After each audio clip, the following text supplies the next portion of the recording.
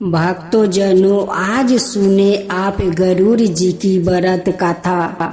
कश्यप नाम का एक राजा राज करते थे। उनकी 12 रानियां थी। उनमें से एक का नाम मीनता था। उसके एक पुत्र था। उसकी नाक गरुड़ पंछी की नाक के समान ऊंची उठी हुई थी और बड़ी बड़ी गोल आंखें थी। इसलिए सबने उसका नाम गरुड़ रख दिया था। 12 रानियों में से एक दूसरे को नीचा दिखाने के लिए हमेशा होर सी लगी रहती थी। वो एक दूसरे की खूब बुराई किया करती थी। मीनता उनमें सबसे सीधी थी। दूसरी सब रानियों ने उसकी इतनी अधिक बुराई की कि कश्यप ने उसे अंधेरी कोठरी में बंद कर दिया। वहां उसके पुत्र गरुड़ को भी उससे मिलने नहीं दिया जा रहा था। गरुड़ बेचारा अकेला इधर उधर मारा मारा फिरता रहा। एक दिन वो घूमते हुए उसे एक साधु मिला। उसने गरुड़ से पूछा, तुम कौन हो और अकेले यहाँ क्या कर रहे हो? गरुड़ ने कहा, मेरी पिता ने मेरी माता को कैद कर लिया है, इसलिए मैं अकेला इधर उधर घूमता फिरता हूँ।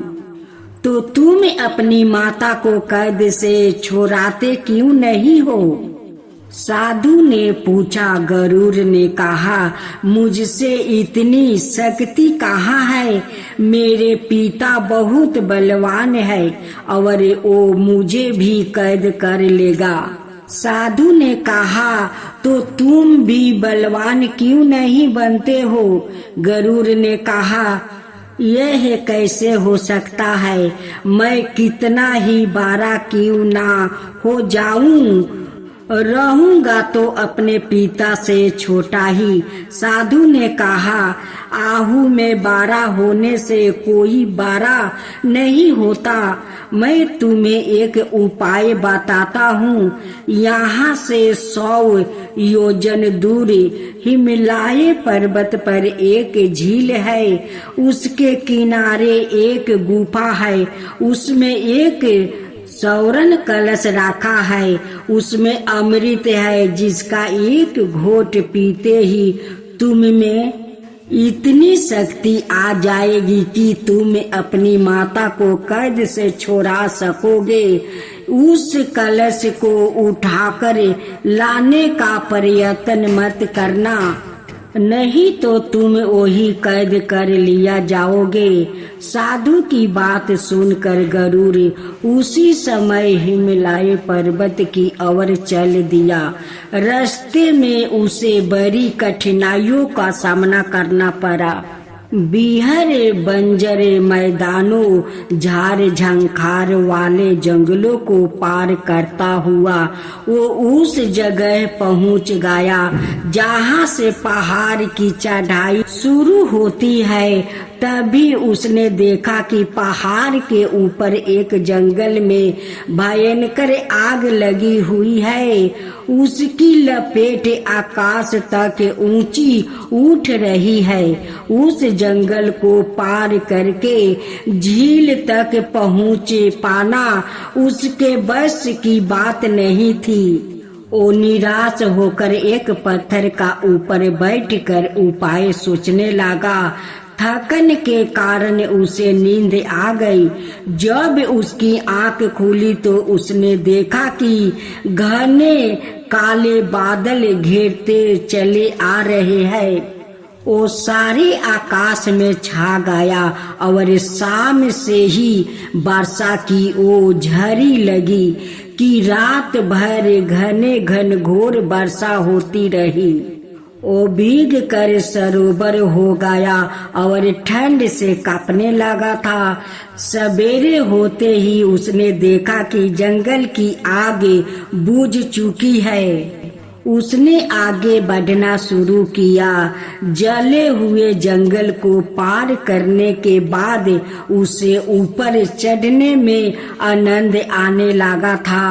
वो जब चलते चलते थक जाता तो पल भर खड़े होकर विश्राम लेता है और ठंडी हवा का झोंका लगते ही उसकी शरीर थकन दूर हो जाती है। इस प्रकार चलते चलते कई पहाड़ियों चोटियों को पार करके वो झील के किनारे पहुंच गया। उत्साह में भर कर उसने गुफा का पता लगाने के लिए झील के चारों ओर चक्कर लगाया, पर उसे गुफा कहीं दिखाई नहीं दिया। उसने सोचा साधु ने कहीं उसे मूर्ख तो नहीं बनाया है। वो धर्म से झील का किनारे पथरीली भूमि पर बैठ गया। तभी उसे अपने एक और पत्थरों से ढका हुआ किसी जानवर का बिल सा दिखाई दिया। उसने उसमें अपना सिर डाल दिया और पेट के बल सरक कर भीतर पहुंच गया। वहां एक सौरन कलश रखा था। वो एक सफेद पत्थर से ढका हुआ था। उसने पत्थर हटाकर एक चूलू अमृत लेकर पी लिया। वो बर्फ की तरह शीतल और शहद की तरह मीठा था। उसके गले से नीचे उतरते ही एक बिजली सी उसके सारे शरीर में दौड़ गई। उसे लगने लगा कि वो पहले से कहीं अधिक बलवान है। फिर वो जिस तरह भीतर गया था उसी तरह पेट के बल सरक कर गुफा से बाहर निकल आया। बाहर निकलते ही पहाड़ से उतरने के लिए चल पड़ा। उतरने में उसे कुछ भी कठिनाई नहीं हुई। वो एक कदम आगे अपने आप चला जाता। पहाड़ से उतर कर जंगल और मैदान पार करता हुआ वो अपने घर लौट आया। उसने राजा कश्यप के सामने जाकर कहा, मेरी माँ को कैद से आजाद करो। वो तुम्हारी पत्नी ही नहीं मेरी माँ भी है। तुम्हें उसे कैद रखने का कोई अधिकार नहीं है। तुमने उसे ना छोड़ा तो मैं कोठरी के केवाड़ तोड़ दूंगा। कश्यप यह सुनकर हक बक से गरुड़ को देखते ही रह गया। वो कुछ कहे इससे पहले ही गरुड़ ने फिर से गरज कर कहा, तुम्हें यदि राजा होने का गर्व है तो आओ मुझसे युद्ध करो। यह तो तुम संसार में रहोगे या मैं। गरुड़ की इस चुनौती को सुनकर कश्यप का मुख क्रोध से लाल हो गया। उनकी भुजाएं फरकने लगी। उन्हें गरुड़ का शरीर पहले से अधिक बड़ा मालूम हो रहा था। उन्होंने मन में सोचा कि यदि मैंने इस युद्ध में हरा दिया तो सब यही कहेंगे कि इस बालक को हराकर तुमने कोई बड़ी विजय प्राप्त नहीं किया है, और यदि मैं इससे हार गया तो बड़ी बदनामी होगी। इसलिए उन्होंने बात बनाते हुए कहा, मैं तुमसे क्या युद्ध करूंगा। बालक तू अपनी माँ को लेकर चला जा। गरुड़ अपनी माँ मीनता को कैद से आजाद करवाकर उसे अपने साथ लेकर अपने नाना दक्ष के घर चल गया। भक्त जनों, आज आप सुने यमराज की व्रत कथा। परलोक में यम नाम का एक राजा राज करते थे। उन्हें धर्मराज भी कहते थे। वो हमेशा काले कपड़े पहनते और काले भैंस की सवारी किया करते थे। उनके बहुत से दूत थे जिनकी सहायता से वो शासन का सारा प्रबंध किया करते थे। प्रजा बहुत सुखी थी, ना किसी को कभी भूख सताती थी ना प्यास से। इसलिए इस लोक में पृथ्वी पर रहने वाले मनुष्य अपनी आहू के दिन पूरे करके हंसी खुशी परलोक में रहने के लिए चले जाया करते थे। फिर भी बहुत से मनुष्य ऐसे थे जो परलोक जाने की इच्छा नहीं करते थे। यम ने एक बार अपने दूतों को आज्ञा दिया कि पृथ्वी पर रहने वाले मनुष्य को आहू का हिसाब रखा जाए और जो मनुष्य अपनी आहू के दिन पूरे कर लेने के बाद भी परलोक में न आना चाहे उसे पकड़ कर यहाँ लाया जाए। यमदूत पृथ्वी पर आकर घूमने लगे और मनुष्यों को पकड़ पकड़ कर परलोक ले जाने लगे। एक बार यमदूत आया और 13-14 बरस का एक बालक को पकड़ कर ले जाने लगा। लड़का जाना नहीं चाहता था। उसने अपने दोनों हाथों से कस कर एक खंभे को पकड़ लिया और यमदूतों से कह दिया, मैं परलोक नहीं जाऊंगा। दूत लौट गया और जाकर यम को सारी बात बता दिया। यह सुनते ही वो क्रोध में आकर लाल पीले हो गया।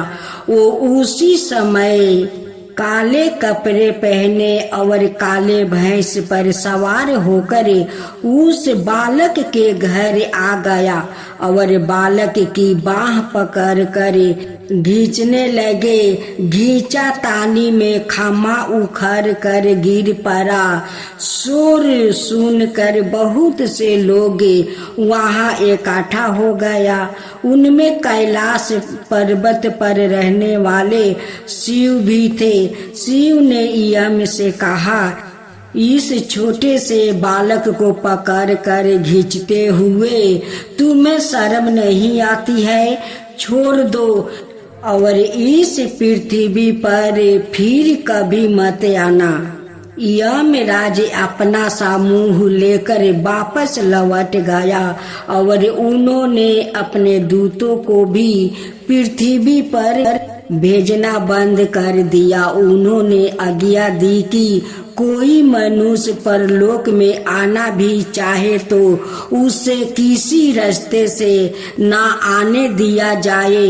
अब मनुष्यों का परलोक में जाना बंद हो गया। जो मनुष्य जन्म लेता वो फिर पृथ्वी पर ही रहता था। उसके बच्चे और बच्चे के बच्चे भी वही रहते थे।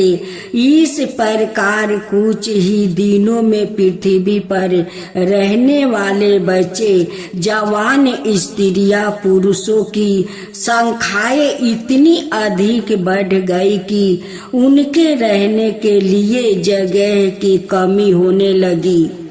खाने पीने की वस्तुओं की भी इतनी कमी हो गई कि लोग भूखे मरने लगे। दुखी होकर लोग ने शिव जी के पास जाकर विनती की कि वो उनके लिए परलोक जाने के रास्ता खुलवा दे। शिव ने यमराज से कहा, तुम पहले की तरह अपने दूतों को पृथ्वी पर भेजते रहो। तब से यमदूत पृथ्वी पर बराबर आते रहते हैं और जिस मनुष्य की आहू के दिन पूरे हो जाते हैं उसे अपने साथ परलोक ले जाते हैं।